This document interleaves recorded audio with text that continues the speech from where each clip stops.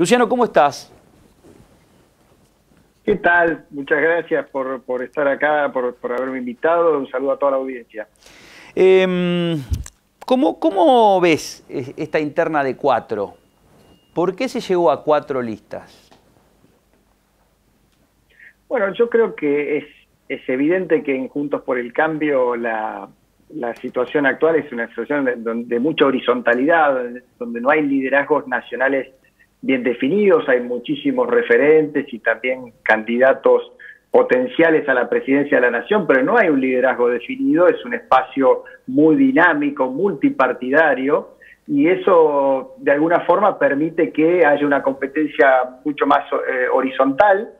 Me parece que en el caso nuestro, a diferencia de lo que vos comentabas, que es la interna del Frente de Todos, que es, yo diría más que una interna, es una crisis institucional, porque los santafesinos vemos enfrentados en una lista y además de manera bastante encarnizada al gobernador con la vicegobernadora y además con muchos miembros de lo que sería el bloque oficialista del Senado oponiéndose a la lista del gobernador, lo cual es bastante preocupante desde el punto de vista político e institucional en nuestra provincia. Nuestra interna es una interna simplemente de ofrecerle al electorado distintas posibilidades, distintos perfiles. Hay básicamente 4 listas para que la gente se vaya enterando, porque hay obviamente una gran apatía con este proceso, pero yo creo que es la posibilidad de que los ciudadanos puedan elegir el perfil de sus candidatos y indagar un poco quién es quién. Hay una lista que es la que encabeza, en nuestro caso, la lista Santa Fe nos une, que encabeza Federico Angelini, que es casi socio fundador del PRO en la provincia de Santa Fe, a pesar de ser una persona muy joven, un militante incansable, vicepresidente del PRO a nivel nacional. Y en segundo lugar, Amalia Granata, a quien todos conocen por la excelente elección que hizo en el año 2019, una persona muy firme que ha hecho un gran trabajo en la Cámara de Diputados Provincial, presentando 199 proyectos y estando muy activa. La verdad que para nosotros es un orgullo, y la verdad que es la principal dirigente que permitió ampliar Juntos por el Cambio. Recordemos que esta fuerza política nace en el 2011 de la mano de mi amigo Miguel del Cel, como una tercera alternativa entre el socialismo y el peronismo en la provincia, y después fue creciendo, y hoy es Juntos por el Cambio, y se fueron sumando muchos dirigentes de distintos espacios, básicamente del radicalismo, algunos ahora que vienen incluso de haber trabajado en el Frente Progresista, y nosotros pensamos que la forma de seguir ampliando este espacio opositor en la provincia, pero fundamentalmente a nivel nacional en contra del kirchnerismo, es sumarla a Amalia Granata. Después tenemos, yo encabezo la lista de diputados, en segundo lugar la actual diputada Gisela Scaiglia, defensora del campo, de los temas ambientales, autora de la ley de humedales. Y en tercer lugar, el ex canciller Jorge Forí, uno de los funcionarios del gobierno de Mauricio Macri más exitoso, que logró cerrar el acuerdo Mercosur-Unión Europea, que es la reforma, a mi juicio, más importante de las últimas décadas en materia internacional. Así que es una lista de lujo, y del otro lado hay 3 listas que son, digamos, más cercanas al radicalismo, con distintas Eso figuras. te quería preguntar, porque ustedes, a ver, si quieren referenciarse dentro de estas 4 posibilidades que va a tener Juntos por el Cambio, ustedes son pro puro, se proponen como pro puro, digamos. Bueno, no tan puro, porque Amalia Granata integra este espacio y viene de su propio partido, que tuvo casi 300.000 votos en el 2019. Somos una fuerza, sí, obviamente mucho más cercana, somos del PRO, obviamente, y tenemos el apoyo de Mauricio Macri, de Patricia Bullrich y de Horacio Rodríguez Larreta. Digamos, para la gente que le gustan los halcones, las palomas, bueno, esta lista, estamos todos adentro. Y eso tiene que ver, creo yo, con el respeto a nivel nacional que tiene el conjunto de dirigentes que integra esta lista. Empezando por Federico Angelini, un trabajador incansable, un militante todoterreno en la provincia de Santa Fe. En mi caso, fui presidente de la Comisión de Presupuesto, defendiendo el presupuesto y las medidas fiscales del gobierno de Mauricio Macri, que para mi orgullo fue el primer gobierno en décadas en bajar impuestos en la Argentina. Bajó más de 3 puntos del PBI la presión impositiva durante el gobierno de Mauricio Macri, cosa que fue absolutamente revertida durante el gobierno de Alberto Fernández, que subió tomó 19 medidas de aumento de impuestos en lo que va de su gobierno, muchas de las cuales destruyeron a Santa Fe, por ejemplo la suba de las retenciones o la autorización para subir ingresos brutos en la provincia de Santa Fe al derogar el pacto fiscal del año 2017, por no hablar de las exportaciones de carne que fueron un tiro al pie para la provincia. Pero lo que quiero decir, creo que ahí hay un reconocimiento de toda esa tarea y toda esa defensa de este espacio de Juntos por el Cambio que dimos en el Congreso, este año trabajando en el Congreso de la Nación, dando batallas contra el kirchnerismo, en mi caso, y en el caso de Gisela Scaglia, que es actual diputada también de Galvez por la provincia de Santa Fe. En tercer lugar, Jorge Porí.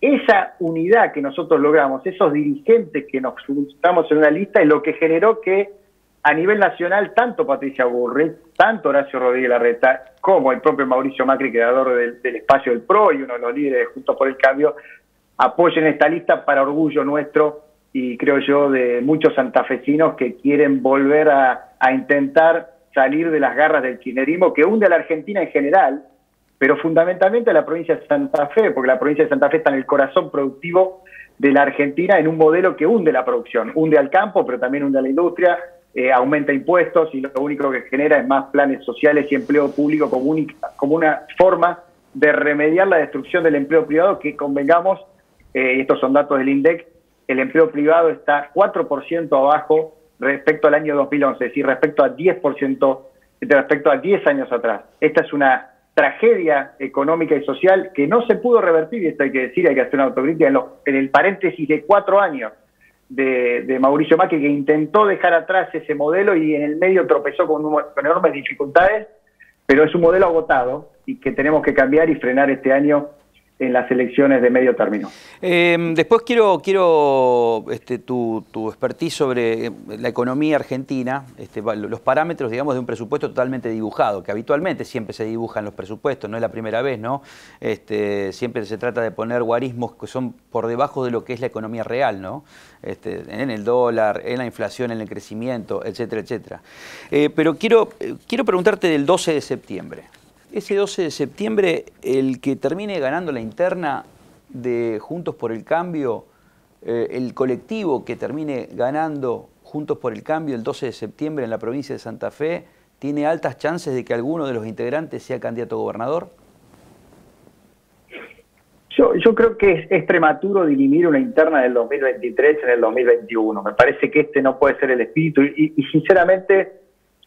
no veo que haya sido armado con ese criterio las listas.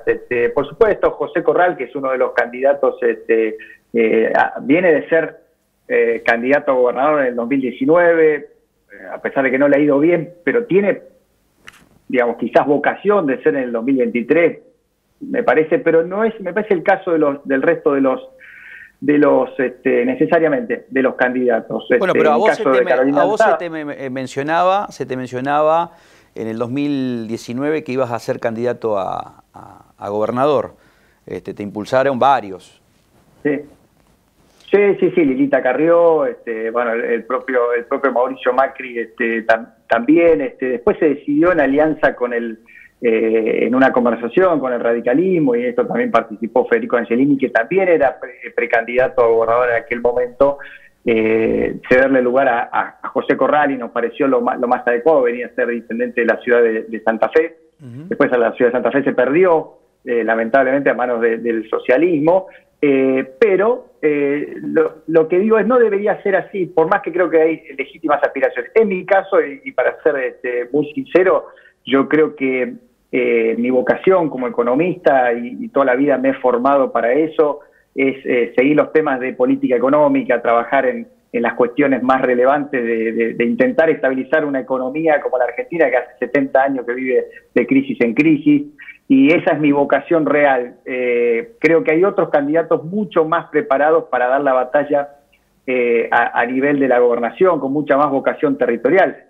En mi caso, puedo mencionar a Federico Angelini, que creo yo sería, a pesar de su juventud, una persona con mucha fuerza, muy enfocada en los temas de seguridad. Pero me parece prematuro discutir esto. Yo creo que hoy lo que vamos a elegir son las voces que nos van a representar en el Congreso. Esas voces tienen que, además de tener, creo yo, una trayectoria, un recorrido, un compromiso, tienen que tener la fortaleza. Y yo creo que, sinceramente lo digo siempre, si Federico Angelini y Amalia Granata entran al Senado de la Nación, creo que Cristina Fernández de Kirchner va a tener un dolor de cabeza, porque estos dos dirigentes están muy bien plantados. Los conozco a Amalia por, digamos, los últimos años, su trayectoria política, a Federico hace muchísimos años, y van a hacer escuchar muy firme la voz de Santa Fe en el Senado de la Nación. Vamos ahora sí a la cuestión económica. Cuando se presenta en septiembre, octubre del año pasado el presupuesto, digamos, para este año, y que tuvo, digamos, la aprobación luego, digamos, en el Congreso con mucha discusión, se planteó un crecimiento del 3% aproximadamente. Un dólar a 106 pesos, que se mantiene pero como dólar oficial. Ahora, el dólar blue se fue, estamos entre un promedio entre 180 y 185 pesos. Y la inflación se presentó como un 28-29% a lo sumo. Eso, digamos, tuvo réplica, por supuesto, como siempre, en todos los estados provinciales, en los presupuestos, en el diseño de todos los estados provinciales, ¿no? El presupuesto. ¿Qué planteás vos para este segundo semestre? ¿Cómo va a ser la inflación, el crecimiento y el dólar? Yo creo que más allá de lo que fue el presupuesto, que obviamente tenía como una meta inflacionaria excesivamente optimista del 29%, que prácticamente se alcanzó prácticamente en 6 meses. Hoy estamos a una tasa interanual de inflación del 50%, lamentablemente. Eso ha obviamente generado una destrucción del nivel real de las jubilaciones y la asignación universal por hijo, lo que sería todo el gasto social.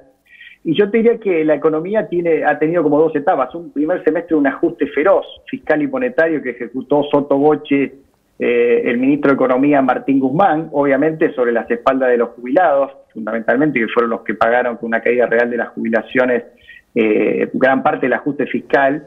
Y eso además se hizo con un ajuste monetario, pero paradójicamente ese ajuste no generó los beneficios desinflacionarios que se esperaban. Es decir, la inflación siguió de largo a pesar del ajuste. Y eso tiene que ver con que no hay un plan económico creíble, con que la gente está esperando que en algún momento el dólar se dispare, y por tanto ese ajuste fiscal y monetario pegó sobre el nivel de actividad, que no crece la economía, más bien dicho, decrece desde el principio de año. Tuvo un rebote a la salida de la super cuarentena hasta enero de este año. A partir de ahí todos los indicadores están hacia abajo, incluso ahora industria y construcción, que eran los dos sectores que más dinamismo tenían a la salida de la cuarentena.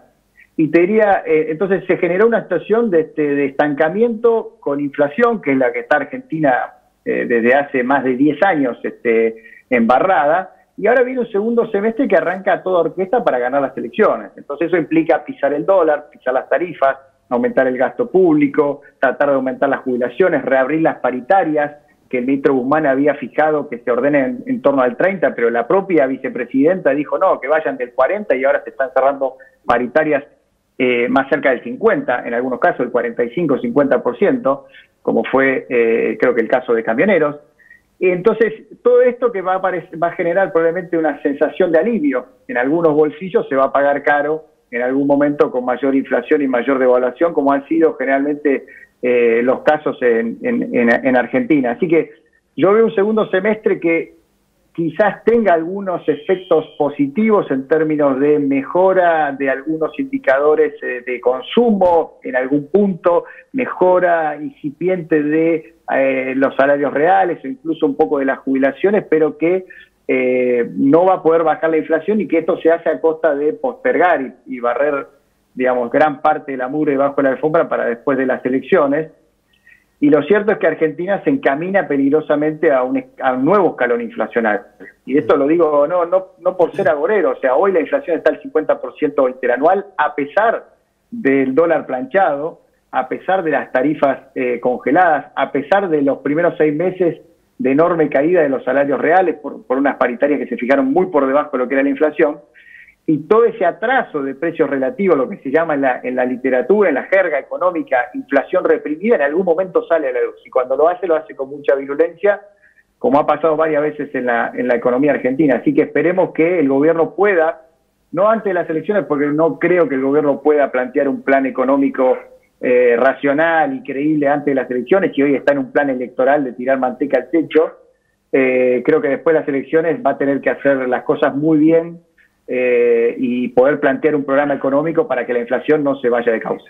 La última, y es más sobre análisis político de los contrincantes, porque más allá que vos seas parte de una escudería, de una fuerza política, digo, la rareza de que Perotti se enfrente a su vicegobernadora, te tengo que hacer una pregunta, a ver, de contexto político.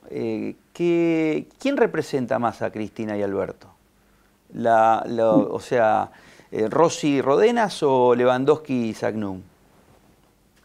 La verdad que es una situación, como vos bien describías, muy paradójica, porque si hay alguien que uno puede decir es un dirigente de paladar negro del kirchnerismo que se ha mantenido leal a Cristina Fernández de Kirchner en las peores circunstancias, ha sido Agustín Rossi.